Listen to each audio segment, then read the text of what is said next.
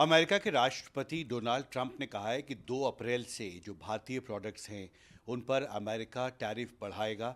इस महत्वपूर्ण मुद्दे पर बात करने के लिए मेरे साथ हैं Federation of Indian Exports Organisation के सीईओ और DG Ajay Sahai. Welcome to NDTV. आप एक्सपोर्ट सेक्टर को अच्छी तरह से समझते हैं, आपने आकलन भी किया है, इससे पहले भी कई बार डोनाल्ड ट्रंप ये कह चुके हैं। अब 2 अप्रैल को ये तय हो गया है कि टैरिफ्स वो बढ़ाएंगे, हालांकि वो कितना बढ़ाएंगे अभी इस पर तस्वीर साफ नहीं है। आप अमेरिकी राष्ट्रपति के इस बयान को कैसे देखते हैं? देखिए, ये एक तरह से इसके बयान को मैं इस कंटेक्स में देखते हैं कि हम at the same time background में हमारा जो मेन ऑब्जेक्टिव हो ट्रेड को बढ़ाना है, 200 से 500 बिलियन डॉलर ले जाना है। हमें एक multi sectoral bilateral tariff arrangement भी करना है यूएस के साथ। तो उस कंटेक्स में 2 अप्रैल की जो डेट आ रही है, मेरे को नहीं लगता कि वो रेसिप्रोकल टैरिफ इंडिया पे लगाएंगे, बिकॉज इंडिया ऑलरेडी उनसे निगोशिएशन कर रहा है। बहुत से यूएस प्रोडक्ट को हमने ऑलरेडी ड्यूटी कंसेशन दे दिया है। तो जब वो बात करते हैं रेसिप्रोकल टैरिफ की, वो खाली इंडिया के लिए नहीं है, और कंट्रीज़ के लिए भी रेसिप्रोकल टैरिफ आता है। ऑफ कोर्स इंडिया का नाम लिया है, लेकिन क्योंकि हम कंस्ट्रक्टिवली इंगेज्ड हैं विद द यूएस, तो ये शायद डेडलाइन हमारे ऊपर नहीं आएगी।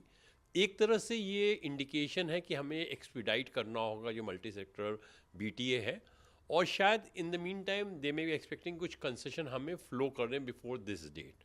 तो ये एक निगोशिएशन इंस्टांस उनका हो सकता है। तो आप महत्वपूर्ण बात कह रहे हैं, आप ये कह रहे हैं कि एक निगोशिएटिंग टैक्टिक है कि आप ट्रेडिंग पार्टनर पे आप दबाव बढ़ा रहे हैं कि हम आपके खिलाफ ये कार्रवाई कर सकते हैं, नहीं तो आप इस क्योंकि पे। आप देखिए, हमने लॉन्ग टर्म के लिए ऑलरेडी एग्री किया है कि फॉल ऑफ मई 2025 तक हम बीटीए करेंगे।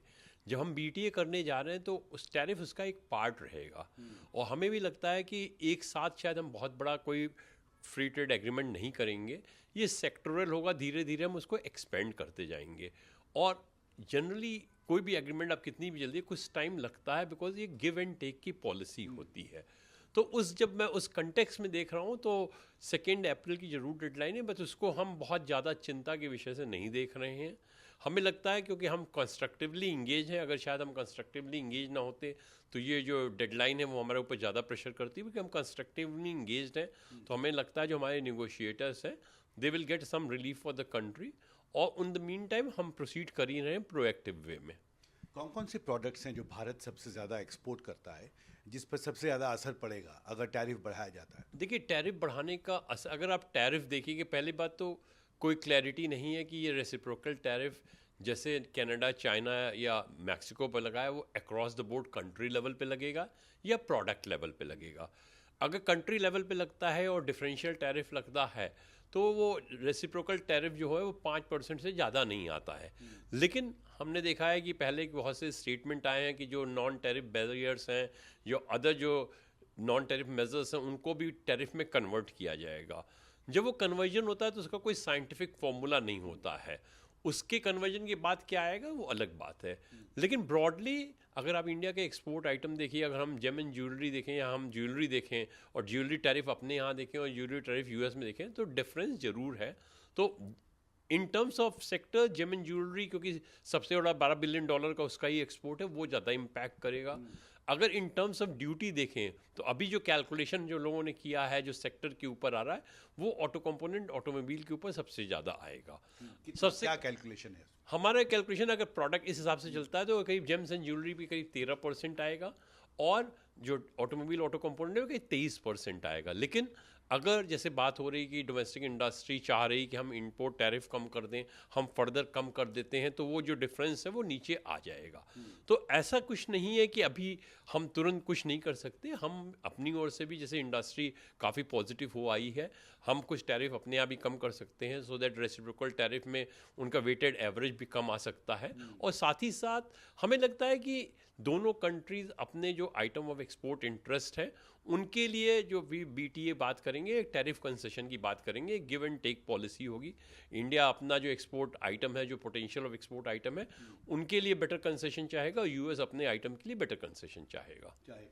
आपने ऑटोमोबाइल कंपोनेंट्स का जिक्र किया, अभी कितना एक्सपोर्ट हम करते हैं और उस पर कितना आपको अनुमान है हमारा कि देखिए ऑटोमोबाइल बहुत कम एक्सपोर्ट होता है, ऑटो कंपोनेंट हमारा सब्सटेंशियल एक्सपोर्ट है।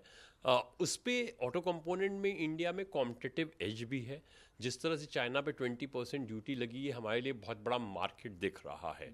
हमें ये देखना पड़ेगा कि इस तरह की टैरिफ हमारे ऊपर नहीं लगे, तो वो एक इशू आ रहा है। हम हो सकता है हम यूएस से कुछ डिमांड करें कि हमें इस सेक्टर में रिलीफ दीजिए, हम आपको किसी दूसरे सेक्टर में रिलीफ देते हैं, बिकॉज आफ्टर ऑल जब हम निगोशिएट करेंगे तो दोनों कंट्रीज़ अपनी बेस्ट पोजीशन से स्टार्ट करेंगे और धीरे धीरे हम जाके कहीं मिड वे पे दोनों की डिमांड से एग्री करेंगे।